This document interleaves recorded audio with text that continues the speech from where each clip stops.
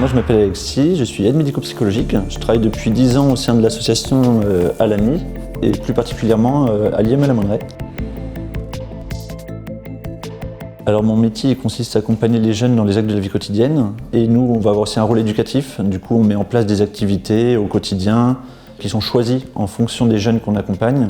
Du coup en activité qu'on propose, par exemple le lundi on a une activité judo, on a des activités snozéliennes qui vont plus être de la détente, tout ce qui est autour de la stimulation basale.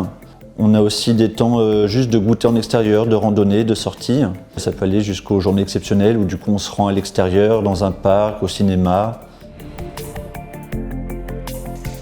Moi j'étais diplômé du commerce, d'une école de commerce.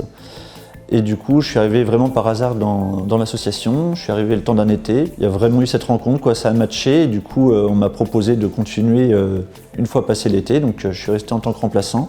Et ensuite, l'association a proposé de me payer une formation d'aide médico-psychologique que j'ai passée en alternance entre mon école et du coup l'association.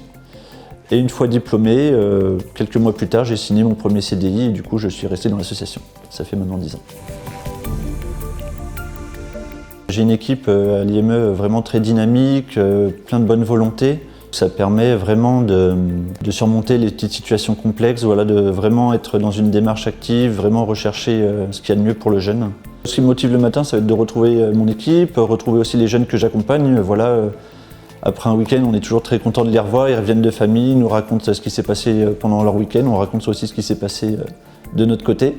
Et voilà, ça va être de passer la journée ensemble et de faire en sorte qu'elle se passe au mieux et qu'on anime tout ça.